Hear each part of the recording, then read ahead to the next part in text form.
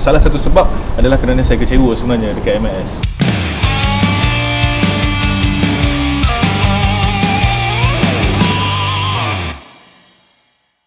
Kak Syafiq, terima kasih kerana sudi bersama saya untuk video kali ini.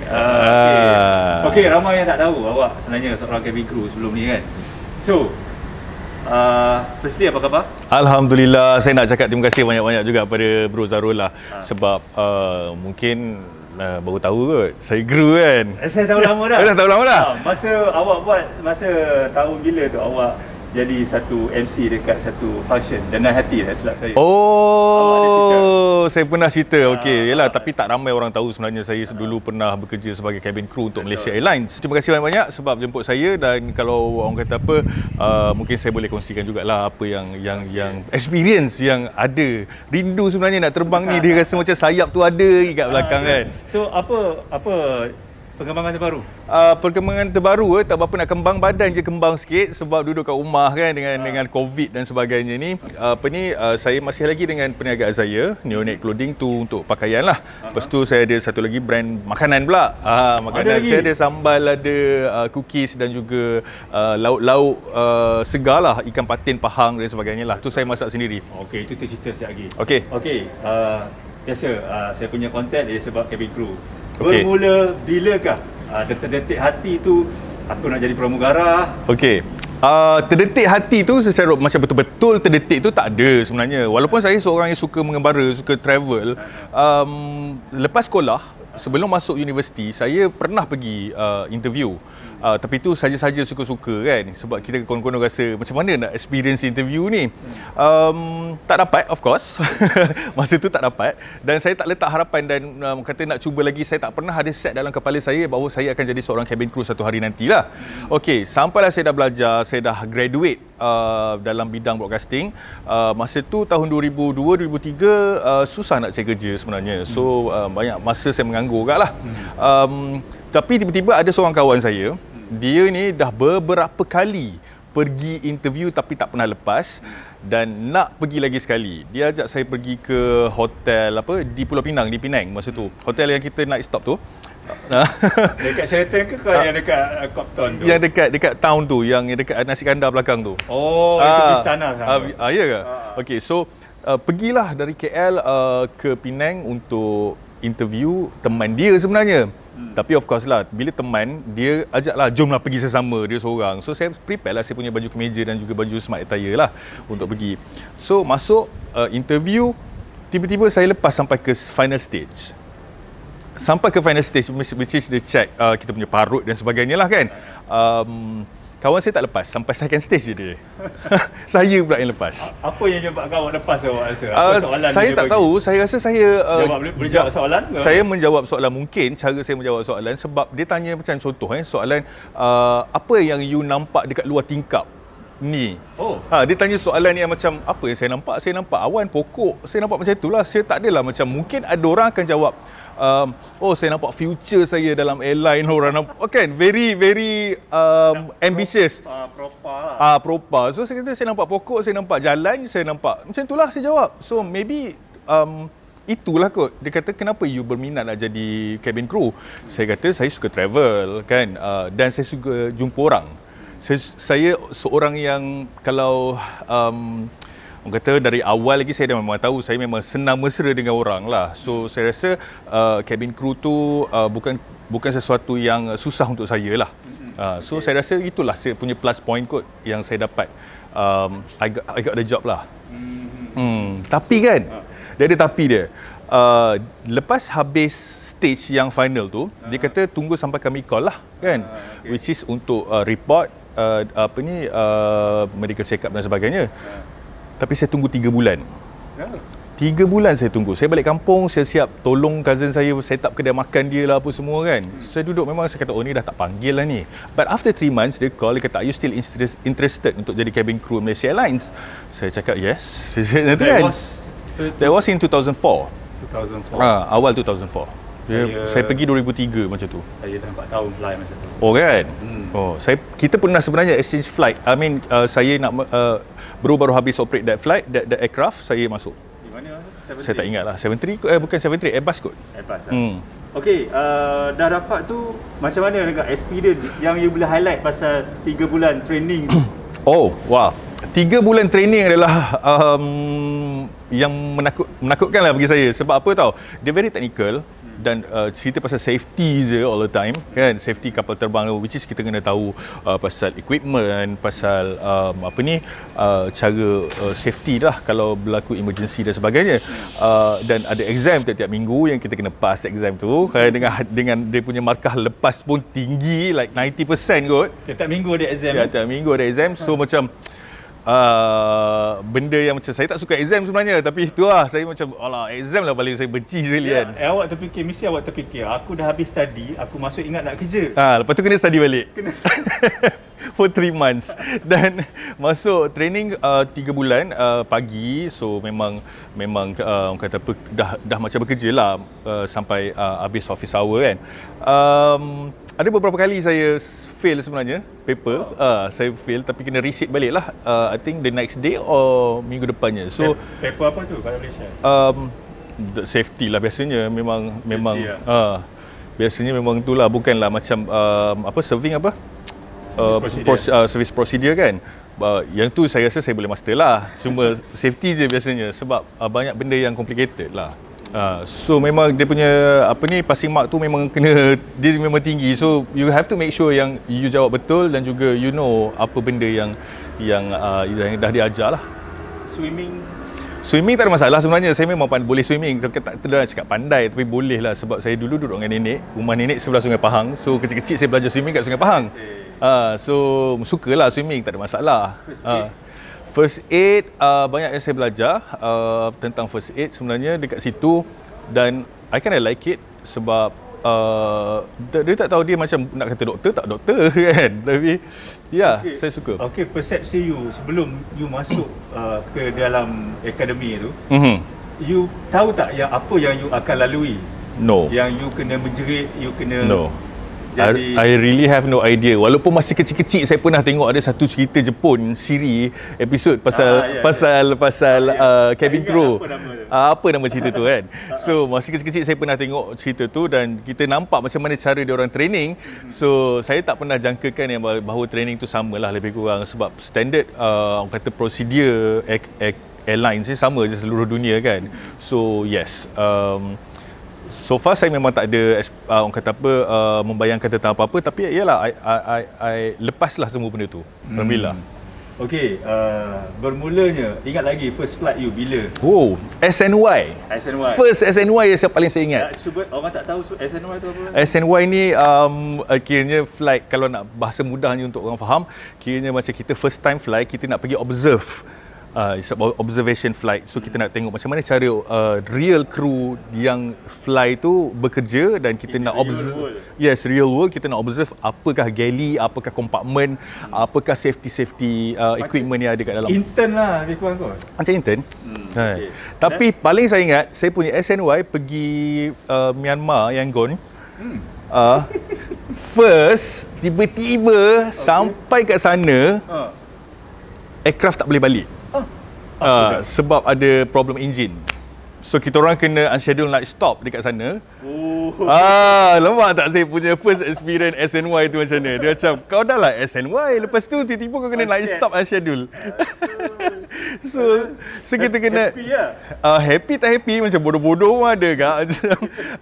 Macam ni dia orang dah lah tak bawa baju apa semua kan, bawa bag tu memang ada buku safety je lah kat dalam kan. Adalah uniform extra tu kan, kalau macam apa-apa kita tak serving, so kita tak tahu apa-apa, ikut je lah. So leading kena bawa pergi hotel dan sebagainya, dengan tag crew dan sebagainya. So duduk hotel, first SNY dah nak stop. So memang seronok lah. Tu benda yang saya tak akan lupakan. Ada sama Yangon MAS tak ada nak stop kat situ? Tak ada nak stop, dia akan pergi dan balik sahaja. Okey, macam so kita dapat tuah, lepas tu dapat pula pergi dengan uniform ni, pergi town sebab dapat kira macam allowance untuk pergi beli baju dan sebagainya lah kan. So kita pergi satu mall ni dengan uniform, tengok orang Yangon dengan laki-laki jalan pegang tangannya, sebab itu budaya dia orang kan, dengan pakai bedak sejuknya. Siapa ni kan, negara yang saya tak pernah imagine saya akan sampai. On my first SNY flight saya pergi dan tidur kat situ. Okay, nice. Okay. Jarang lah saya dengar yang ada I'm scared naik stop tu. Okay. Alright. Kita fast forward ke satu alam yang betul-betul you fly. Okay. So, apa yang kita cerita pasal yang best dulu? Whatever lah. Best yang banyak. You rasa you boleh highlight kan? Best banyak sebenarnya sebab yang best tu antaranya kita jumpa orang yang kita selama ni mungkin kita adore, yang kita tak sangka kita boleh serve dia. Kan? Okay, saya sebenarnya kalau ikutkan saya lebih suka kerja di galley ataupun di bahagian dapur lah. Tapi kadang-kadang yalah kita tak leading dia akan suka rotate-rotate dan tukar, kita kerja di cabin dan sebagainya. So ada sekali tu flight saya pergi Manila. Dua pasangan artis Filipina ni, Christine Hermosa dengan suami dia tengah famous masa tu dengan cerita Sanai Walanang Wakas. Masa tu memang tengah famous. Tiba-tiba dia naik flight, saya duduk dekat dalam business class dan ada gambar? Gambar tak ada, tapi dia sign sebab masa tu mana ada handphone macam sekarang kan, tahun 2004 2005 masa tu. Kamera tak bawa. Saya sign dekat atas duit RM10. Dia orang dua orang, tapi saya simpan dalam album lah. Saya serve dekat dalam business class. Sebab saya ditugaskan ke situ hari tu. So nasib saya lah kot. Saya memang suka, saya follow cerita tu. Tiba-tiba dia orang naik kot. You dapat buat conversation dengan dia? Dapat. Sangat friendly dan juga of course lah bila passenger duduk dekat business class, kita tak boleh nak kacau sangat sebab dia orang nak rest dan sebagainya. So kita kena respect lah benda tu. Tapi dia orang sangat friendly. Tak ada masalah buat. Tak ada masalah, tak ada. Tu salah satu orang kata kenangan yang best lah waktu saya fly dulu. Cakap pasal passenger buat hal semua. Pernah? Pernah. Saya rasa semua kru mesti pernah ada situation macam tu. Yang best untuk di-share? Okey, yang mungkin satu yang saya nak share adalah kalau nak cerita pasal bag tu dah biasalah passenger suruh kita tolong angkat bag. Kita sebagai kru of course kena assist lah diorang kadang kalau nak harapkan kita angkat, kita tak boleh nak angkat semua bag passenger. Kalau ada 200 passenger kena seorang ke angkat kan. Tapi ada satu cerita which is flight 4 sector, KL, Singapore KL and back. Macam itulah 4 sector. So saya operate flight tu, kerja di cabin ekonomi. Ada seorang passenger ni dari Singapore, dia letak bag dia dekat kompartmen. Bag tu adalah bag laptop. Tetapi beg laptop dia tu berat entah apa, batu bata apa kat dalam tu kan. Dia macam beg kecil je, ada laptop kat dalam tu kan. Berat. So dia duduk dekat window seat, ada satu makcik duduk tengah, so anak makcik tu duduk kat tepi. And makcik tu minta saya tolong ambilkan beg dia dekat atas. So masa ni dah tengah flight tau, dah tengah bukan dekat bawah lah, dekat atas. So saya buka kompartmen, kita tak tahu dekat dalam tu dia tak letak beg tu betul-betul. So bila kita buka, beg tu jatuh kena atas kepala makcik tu. Makcik tu dah menangis dah. Dia kata sakit dia cakap kan. Saya tak tahu nak buat apa sebab beg laptop tu memang berat. Saya tak tahu apa dia letak kat dalam tu. So sekarang ni makcik tu dah menangis, anak dia dah marah. Anak makcik tu dah marah. Dia cakap saya tak betul-betul kata berhati-hatilah. Saya dah minta maaf banyak-banyak, sampai leading saya pun dah datang dah pergi buat recovery lah kan. Anak dia still nak complain lah. So mamat kat sebelah tu buat tak tahu je, sedangkan tu beg dia. Saya dah tanya dah ni beg siapa, dia dah mengaku tu beg dia. Kenapa tak letak betul-betul beg tu supaya betul-betul dekat dalam kompartmen supaya taklah jatuh kat atas kepala orang. So towards the end, saya memang dah cuak, menggigil saya takut tau. Sebab apa tau? Sebab saya nak jaga saya punya rekod sebenarnya. Sebagai seorang kru ni, kalau boleh kita nak ada track record yang bersih lah. Tak nak ada komplain, tak nak MC banyak kan. So tak tahulah, mungkin mak dia belum buat hati. Bila mak dia dah okey sikit, yelah flight ke Singapore bukan lama pun, about 50 minutes 45 minutes je kan. So tiba-tiba mak dia kata tak apalah, it's okay, dia cakap tu. Tapi dia still sampai dia keluar aircraft tu, dia still rasa macam dia sakit sangat. Saya rasa bersalah sangat. Sampai sekarang saya ingat lagi. Okay. So lagi ada yang kedua, mungkin ada jugalah mistik-mistik yang kita buat kan. Kadang-kadang kita nak cepat kat kabin tu bila kita kerja serving orang ni. Ada passenger yang mungkin tengah makan, tiba-tiba dia orang kan setiap tray tu ada tisu dibekalkan. dengan makanan. Mungkin dia dah terguna tisu tu ke dia nak tisu lain. Yang saya ni pergi lari-lari cepat pergi galley, ambil paper hand towel bagi kat dia. Paper hand towel tu kan kasar keras kan. So dia ambil. Dia ambil dan bila dia macam dah ambil, dia pandang saya, dia macam apa ni? Dia macam you bagi air apa ni kan? So saya pun pergi belakang balik. Lepas tu dia bagi tahu kat saya punya another crew member. Dia cakap, kenapa you punya kawan bagi dia paper hand towel tu yang buat lap-lap ni kan? Kan? So kawan saya bagi tisu paper yang betul lah kat dia lepas tu. Dan end up saya dapat tahu dia tu bukan orang biasa lah. Dia adalah editor satu fashion magazine Malaysia yang sangat famous. Saya tak nak sebut nama dia siapa. Sampai sekarang dia kawan dengan saya kat Facebook, tapi saya tak tahulah whether dia ingat itu saya ke tak. Sebab bila saya dah masuk industri, saya tak pernah cerita benda ni. Tak pernah cerita pun kat dia? Tak pernah? Tak pernah kat dia pun saya tak pernah cerita. Okay. Tapi bila dah habis flight tu, kawan saya yang perempuan tu lah, stewardess yang perempuan tu cakap, tak kenal ke dia? Dia ni inilah fashion editor. Dia punya fashion editor kan, editor fashion magazine lah. Tapi saya tahulah bila dah masa lepas insiden tu, saya betul lah dia ni. Dia kan salah orang. Kadang kita serve orang, walaupun orang tu naik economy class, tapi kita tak tahu orang tu siapa sebenarnya. Kita profile passenger tu, kita mungkin kalau nasib baik kita tahulah. Alright. Okay, ini sebagai seorang cabin crew, you mesti ada satu perangai yang type of passenger yang you paling allergic. Dia memang sensitif, tapi you as a cabin crew mesti ada. Saya seorang yang sukakan budak.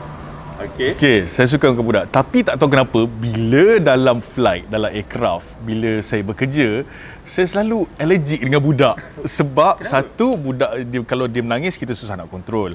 Yelah, budak kan, dia orang kadang-kadang bila aircraft descend ke apa ke, kan dia orang telinga dia orang tersumbat semua, dia orang jadi macam resah, menangis dan sebagainya. So benda tu kita tak boleh nak elak kan.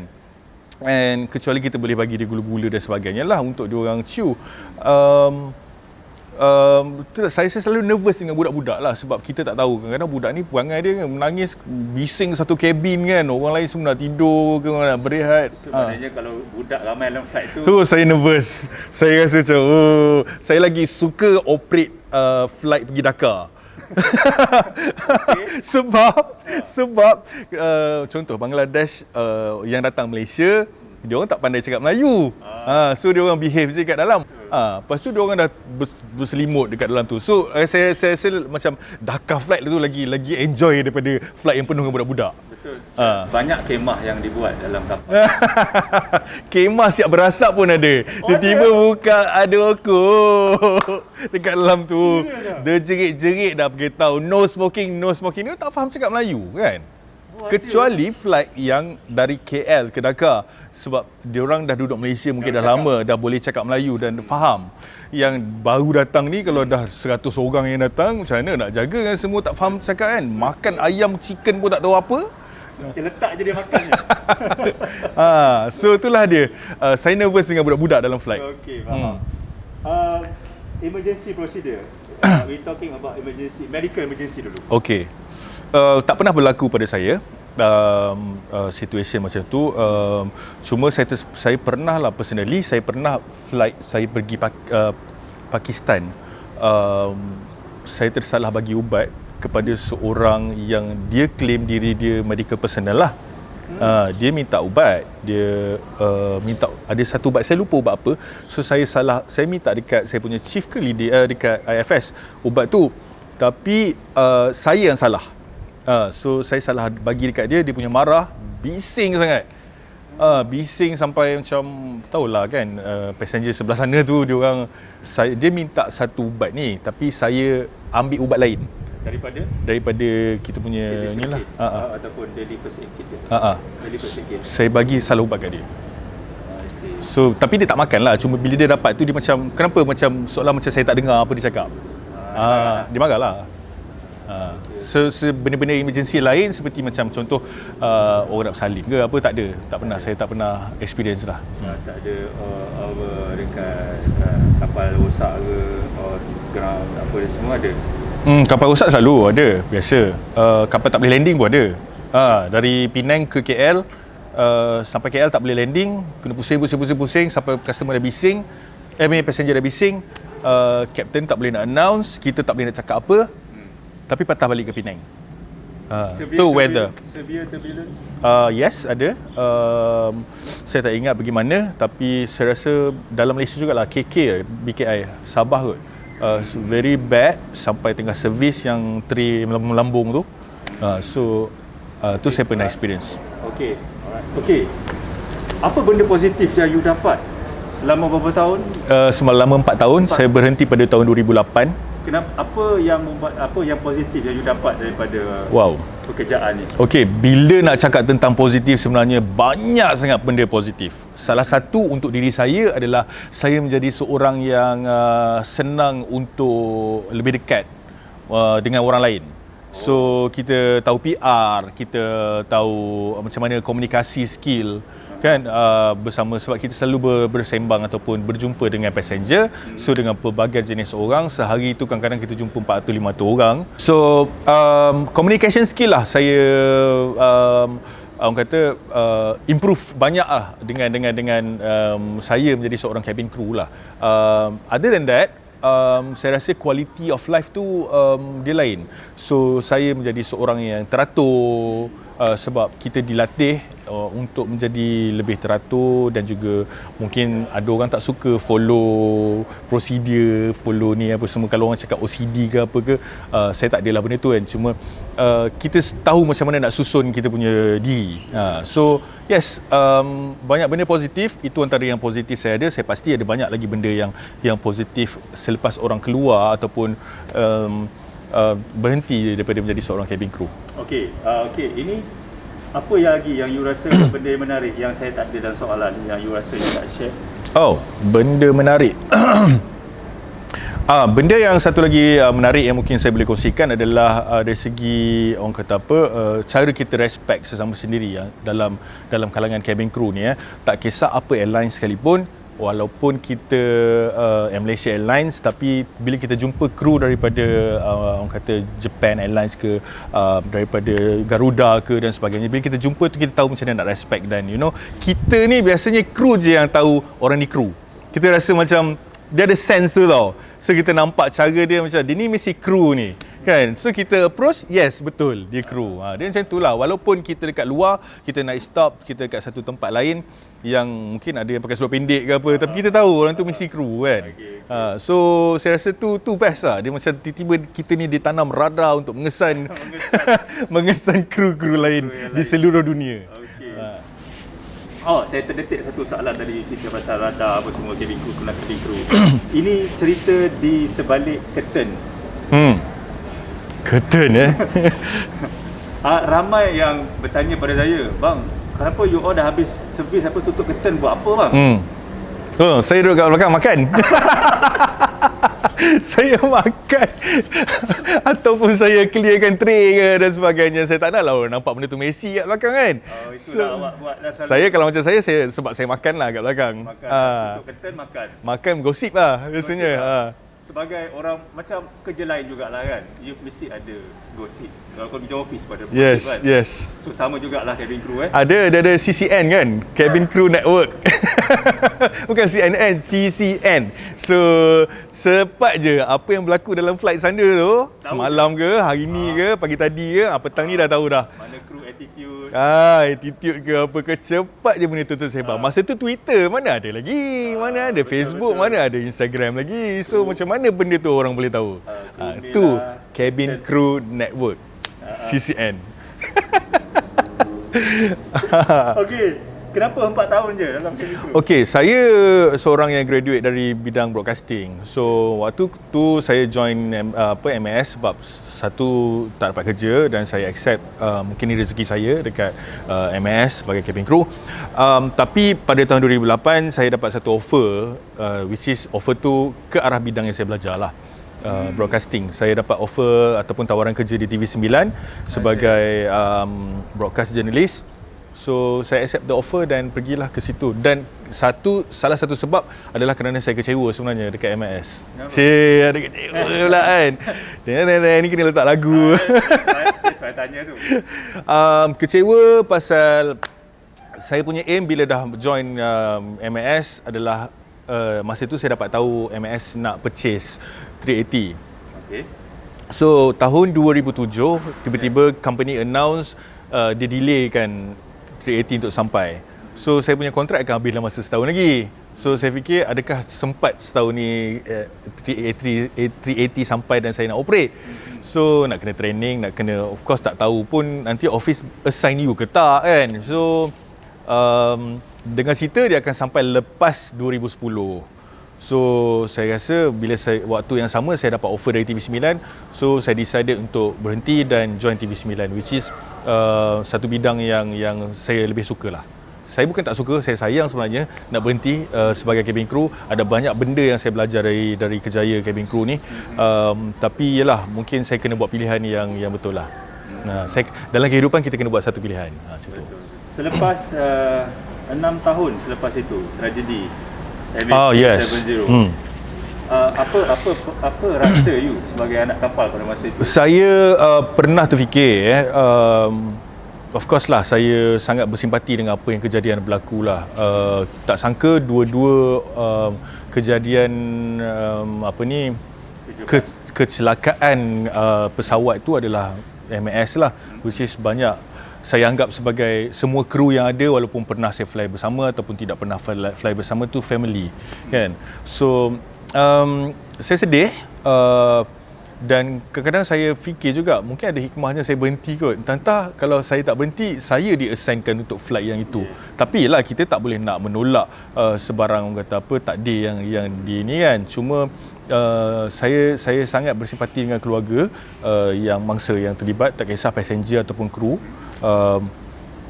Dan kita harapkan tak ada lagi lah kata apa perkara-perkara macam tu berlaku. Ada yang awak betul kena share peribadi? Secara peribadi tak. Dia adalah salah seorang tu, saya terlupa nama dia apa. Dia cabin crew 70? 70. Yes. Yang merupakan abang ipar kepada kawan saya. Tapi saya tak pernah fly dengan dia, saya tak kenal dia personally lah. Maybe.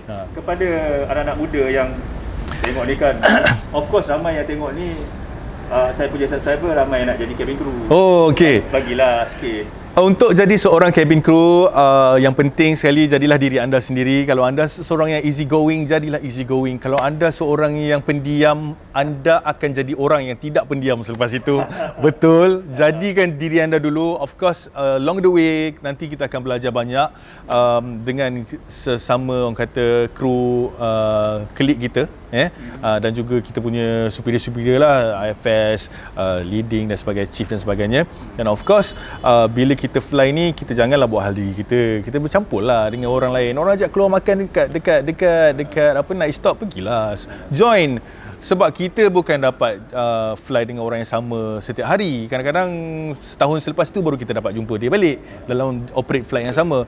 So jadilah diri anda sendiri, sentiasa mesra dan juga appreciate customer, passenger yang ada. Kalau sebelum nak pergi interview tu, kemaskan diri anda, jangan rambut panjang macam saya ni rambut PKP, tak apa kan.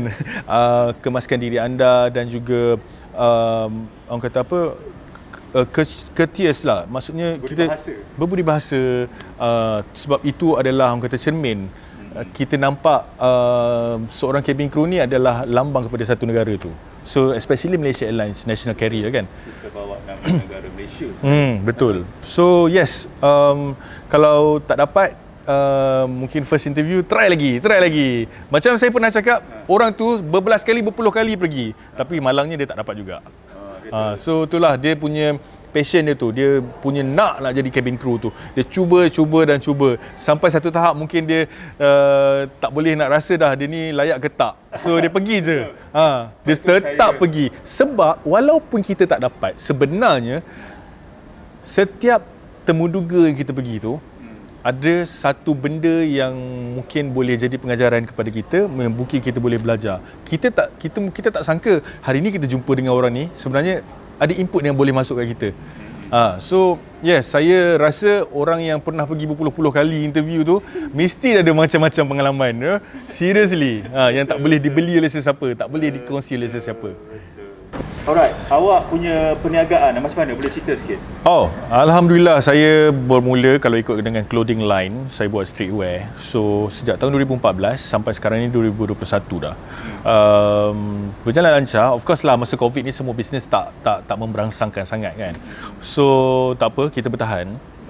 Dan kita dah ada database customer yang memang setia dengan kita. Alhamdulillah masih support dan juga sentiasa support.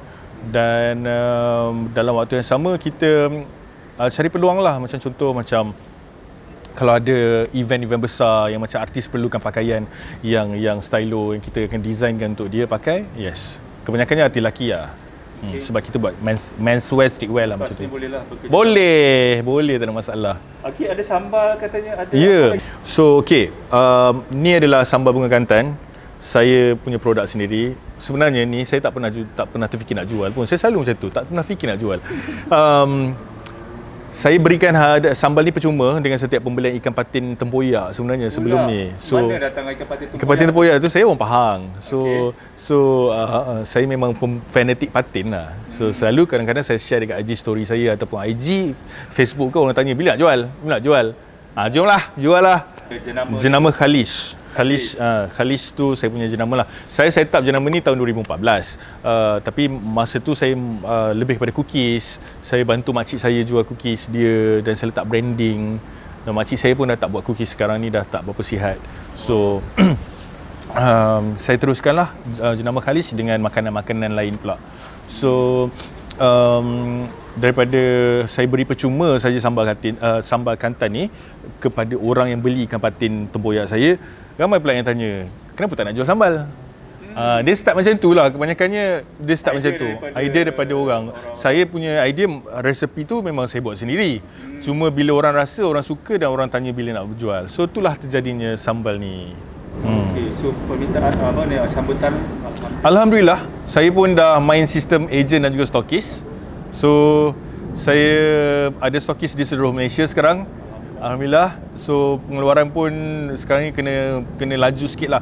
Kita ada masalah sikit dari segi pengeluaran, bukan masalah apa, sebab yalah saya sendiri buat homemade kan. So saya memang ada helper saya, tapi kapasiti kita tak besar. So ada IG, nombor telefon? Ada semua dekat sini. Khalish by KS. KS tu Kal Syafiq lah. Nombor telefon 0173122344. Saya sebenarnya nak ucapkan terima kasih banyak-banyak kepada Zarul sebab invite saya berkongsi pengalaman sebagai cabin crew. Dan sebenarnya kalau ikutkan seperti awal-awal tadi saya cakap, saya rindu sangat nak fly sebenarnya. Saya rindu nak fly balik. Setiap kali saya jadi passenger pun saya akan ambil peluang untuk bersembang dengan kru-kru yang bertugas, pergi sampai ke galley menyebuk.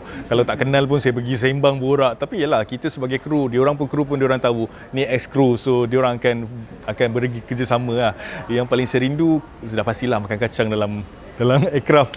Kacang peanut yang baru-baru ni MS jual online yang habis dalam masa beberapa jam kan. Yes. So saya nak ucapkan terima kasih juga kepada sesiapa yang pernah mungkin menaik flight yang saya operate dulu, kalau dia orang ingat kan. Terima kasih banyak-banyak sebab berikan kerjasama, dan juga of course kawan-kawan kru yang pernah saya fly bersama-sama dululah. Mungkin ada yang saya tak kenal, tak recognize sebab dah lain ke apa dan sebagainya. Ada yang dah jadi mak-mak kan, ada bapak-bapak kan. So yes, teruskan. Kalau anda masih lagi berada dalam bidang airlines, teruskan sampai pencen. Dan juga yes, always kita proudkan negara kita Malaysia dan juga kita. Okey, terima kasih kepada Kak Syafiq kerana sudi meluangkan masa hari ini. Thank you. Saya doakan bisnes berjaya, kerjaya semua berjaya, dan insya-Allah kita jumpa lagi di suatu hari yang akan datang. Insya-Allah. Thank you so much. Terima kasih kepada yang menonton, jumpa lagi di video yang akan datang. Assalamualaikum. Waalaikumsalam. Saya jawab. Aduh, tu dia.